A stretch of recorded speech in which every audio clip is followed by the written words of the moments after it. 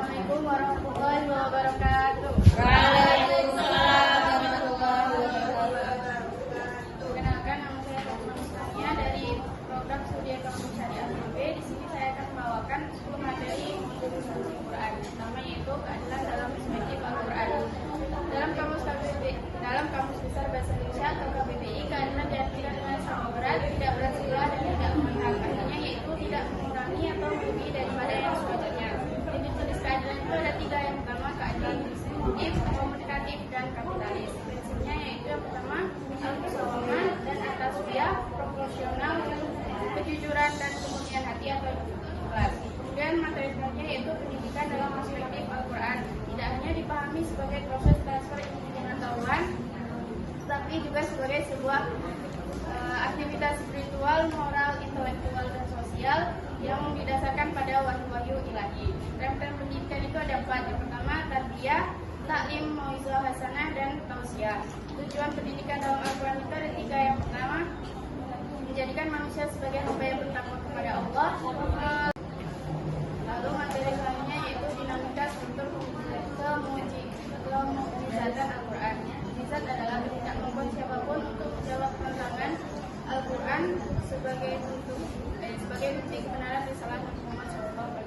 Syarat-syarat mujizat itu ada 4. Yang pertama, hanya bisa diciptakan oleh Allah SWT dan di luar kemampuan manusia. Yang kedua, untuk aneh menyimpang dari pemahaman. Yang ketiga, sebagai bukti kebenaran bahwa ia menjadi dunia Rasul. Yang keempat, tidak ada yang dapat melakukan mujizat seperti saingannya. Dan selanjutnya yaitu studi Al-Quran dan relevansi di kehidupan sehari-hari. Studi Al-Quran adalah disiplin ilmu yang mempelajari segala aspek terkait Al-Quran, mulai dari sejarah turunnya, asbabun nuzul, metode penafsiran hingga prinsip hermeneutika untuk memahami pesan-pesan universalnya. Relevansi di kehidupan sehari-hari yaitu yang pertama sebagai pembentukan karakter dan moral, yang kedua sebagai penyelesaian masalah ekonomi, masalah sosial dan keluarga, yang ketiga yaitu etika profesional dan ekonomi, yang keempat ketahanan mental dan spiritual, yang kelima pengelolaan media dan teknologi, yang keenam kepemimpinan dan keadilan sosial. Selanjutnya yaitu konsep tauhid dalam Al-Quran. Secara etimologis, tauhid berasal dari bahasa Arab yang berarti mengisahkan atau menyatukan, yakni keyakinan bahwa Allah adalah satu-satunya Tuhan yang berhak disembah tanpa ada sekutu baginya. Prinsipnya yaitu tauhid adalah prinsip umum hukum Islam yang dimana ia menyatakan bahwa semua manusia di bawah satu ketetapan, yaitu ketetapan tauhid yang dinyatakan dalam kalimat la ilaha illallah. Prinsip tauhid dalam Al-Quran itu ada 3. Yang pertama tauhid rububiyah, yang kedua tauhid uluhiyah, yang ketiga tauhid asma wa sifat. Lalu materi selanjutnya yaitu asbabun nuzul.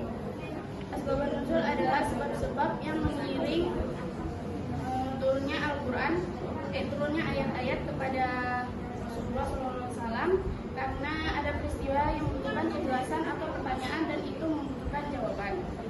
Macam-macam asbabun nuzul itu ada 2. Yang pertama yaitu ta'adud al-asbab wa al-nazil wahid. Yang kedua ta'adud al-nazil wa al-asbab wahid.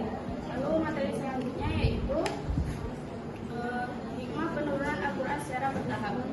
Al-Quran adalah kalam Allah yang diturunkan kepada Nabi Muhammad SAW melalui perantara malaikat Jibril secara mutawatir dan membacanya merupakan ibadah. Hikmah penurunan Al-Quran secara bertahap itu ada 3. Yang pertama, menguatkan hati Nabi untuk menerima dan menyampaikan kalam Allah kepada umat manusia. Yang kedua, sebagai mukjizat untuk menjawab dan mematahkan tantangan dari kaum kafir. Yang ketiga, memudahkan Nabi Muhammad SAW untuk menghafalkan lafaz Al-Quran.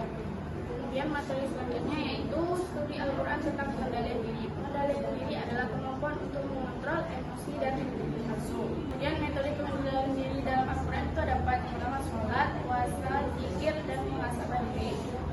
Kemudian materi selanjutnya yaitu konsep studi Al-Quran dalam etika lingkungan. Konsep etika lingkungan itu ada 3. Yang pertama al-islah, kedua al-lisan, yang ketiga at-tamir.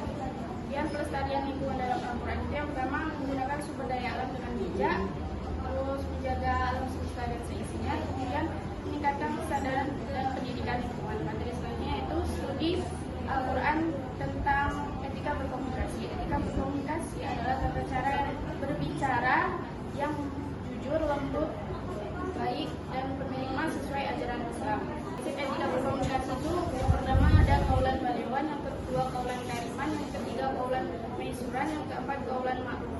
kelima kaulan layinan, yang keenam kaulan sadidan. Kemudian macam-macam etika berkomunikasi itu ada 5. Yang pertama komunikasi vertikal, yang kedua komunikasi horizontal, yang ketiga komunikasi intra pribadi, yang keempat komunikasi antar pribadi, yang kelima komunikasi metapersonal. Kemudian itu saja yang dapat saya sampaikan. Saya kembalikan kepada moderator.